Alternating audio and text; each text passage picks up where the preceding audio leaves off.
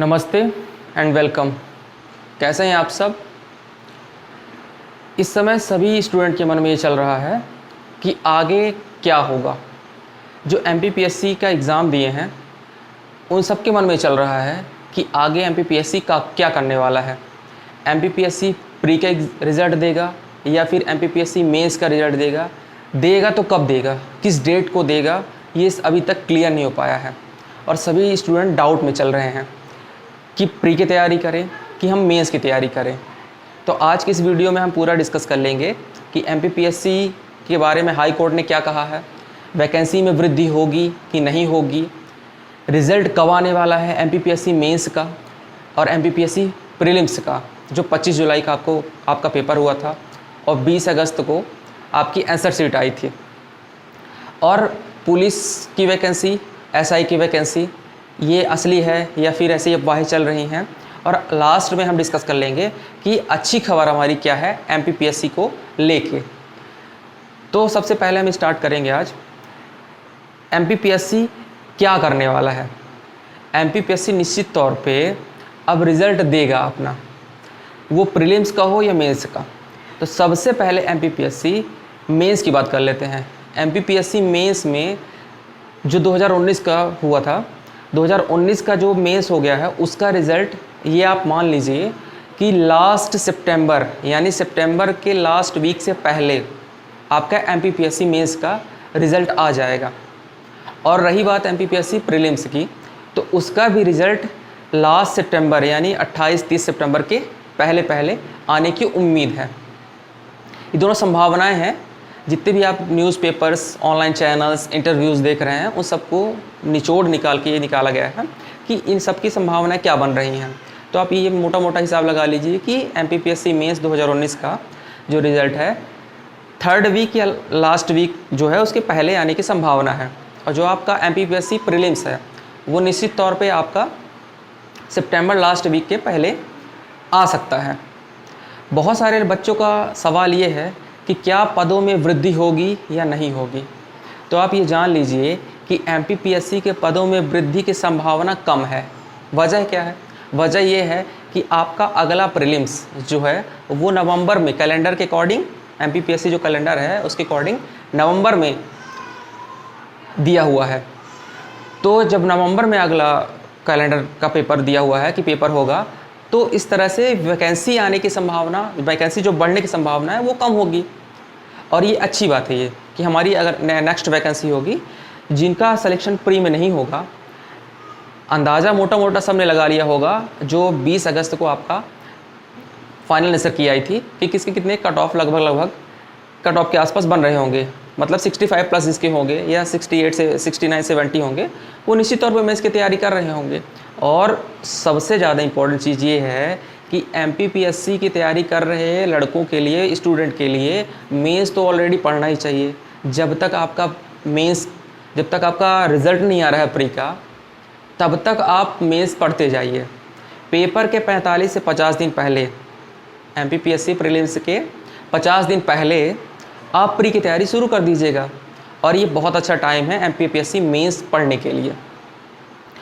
उसके बाद हम डिस्कस करते हैं कि एमपीपीएससी में हाई कोर्ट ने क्या कहा है। तो हाई कोर्ट ने कहा है कि एमपीपीएससी पीजी ने नीट 2019-20 मेडिकल अधिकारी भर्ती और शिक्षक भर्ती में 27% आरक्षण पे रोक लगी रहेगी। ये रोक लगी रहेगी या एमपीपीएससी हाई कोर्ट ने ये कहा है, ठीक है। इसके बाद आपका ये कन्फ्यूजन तो दूर हो गया कि अभी 27% आरक्षण पर रोक लगी रहेगी। तो आपको 14% 27% पे नहीं पढ़ना है, आपको सीधे मेंस की तैयारी करनी है। और जैसे ही प्रीलिम्स का 45 दिन 50 दिन पहले बचता है, उसके पहले आप प्रीलिम्स की स्पेशल तैयारी शुरू कर दीजिए। उसके बाद दूसरा पॉइंट ये है कि रिज़ल्ट क्या है। रिज़ल्ट आपको पहले बता दिया है कि मेंस 2019 का रिज़ल्ट आपका तीसरे वीक जो सितंबर का है उसके लास्ट में आने की संभावना है। और जो चौथा वीक है उसके लास्ट में आपकी प्रीलिम्स की 2020 का जो प्रीलिम्स है उसका रिज़ल्ट आने की संभावना नज़र आ रही है। ये दोनों पॉइंट आपको क्लियर हो गए होंगे, कन्फ्यूजन नहीं होना है, क्योंकि हम प्री में फंसे रहेंगे, मेंस में फंसे रहेंगे। इस चक्कर में ना मेंस पढ़ पाएंगे ना प्री पढ़ पाएंगे। तो आप निश्चित तौर पे मेंस की तैयारी करिए और जब प्री का रिज़ल्ट आ जाएगा उसके बाद आप 45-50 दिन पहले प्री की तैयारी स्पेशली शुरू कर दीजिएगा। क्योंकि फैक्ट अब नहीं पूछा जा रहा है MPPSC प्रीलिम्स में भी, ये आप सबको अच्छे से पता है। अब मेंस जैसे क्वेश्चन आ रहे हैं, इसलिए मेंस पढ़ना ज़्यादा अच्छा रहेगा, टाइम हमें बर्बाद बिल्कुल नहीं करना है। तीसरी इंपॉर्टेंट चीज़ क्या है कि पदों की वृद्धि नहीं होने की संभावना है। लगभग पदों की वृद्धि MPPSC के एग्ज़ाम में नहीं होगी, और ये नए प्रीलिम्स देने वाले बच्चों के लिए अच्छी खबर है ये।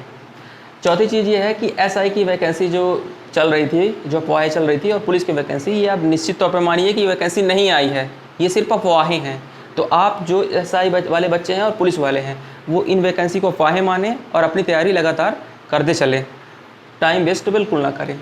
भर्ती प्रक्रिया क्या है? भर्ती प्रक्रिया ये है कि जितनी सारी वैकेंसी पुरानी थी, नई सब वैकेंसी आएंगी। तेज वैकेंसी मतलब जो प्रक्रिया है उसमें तीव्रता आएगी।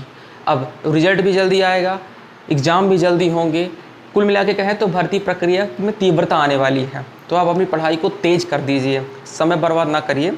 जिस भी फोकस कर रहे हैं जिस भी एग्ज़ाम के लिए, तो आप लगातार उसमें फोकस करते जाइए और मेहनत थोड़ा बढ़ा दीजिए, क्योंकि भर्ती प्रक्रिया तेज़ होगी।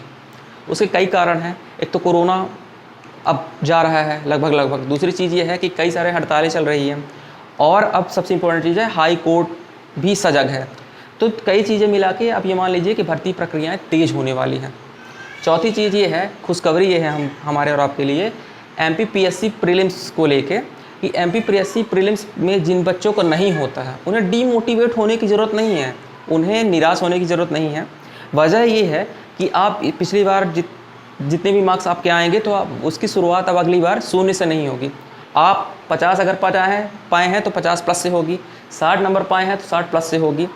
तो जितना भी आपका कम रहेगा वो अगले वाला प्रीलिम्स है, अगला वाला प्रीलिम्स जो नवंबर में होने वाला है आपका, उसमें आपको पकड़ मिलेगी और आपको तैयारी में जो तैयारी कर रहे हैं उसका फ़ायदा मिलेगा। तो सबसे इम्पोर्टेंट चीज़ ये है कि 2000 प्रीलिम्स का रिजल्ट आ जाएगा, उसमें कुछ बच्चों को हो जाएगा, जिनका नहीं होगा वो 2021 की प्रीलिम्स की तैयारी कर लेना नवंबर में। फिर उसके बाद आपका 2022 प्रीलिम्स अप्रैल में होने की संभावना है। तो इतनी अपॉर्चुनिटीज़ हैं, तो आपकी तैयारी बिल्कुल ख़राब नहीं होगी। आप अपनी तैयारी लगातार करते चले जाइए, आपकी मेहनत बिल्कुल बेकार नहीं होगी। आप ना प्रीलिम्स के रिजल्ट के चक्कर में फंसिए, ना आप मेंस के चक्कर में फंसिए। आप सीधा अपनी तैयारी करते जाइए, मेंस की, और लास्ट में जब 45-50 दिन बचे तो आप अपनी प्रीलिम्स में पूरा फोकस कर दीजिए और हार्ड वर्क लगातार करते चले जाइए। तो 4-5 पॉइंट आपके थे, बिल्कुल क्लियर हो गए होंगे। टाइम बर्बाद ना करिए और अपनी तैयारी को, जिनके नंबर 65 से कम आ रहे हैं किसी भी कैटेगरी में, वो अपनी तैयारी प्रीलिम्स में STSC को छोड़ के वो अपनी तैयारी प्रीलिम्स की स्टार्ट कर दें। और जिनके मार्क्स 65 प्लस आ रहे हैं, 65 प्लस, वो निश्चित तौर पे मेंस की तैयारी शुरू करते जाएं।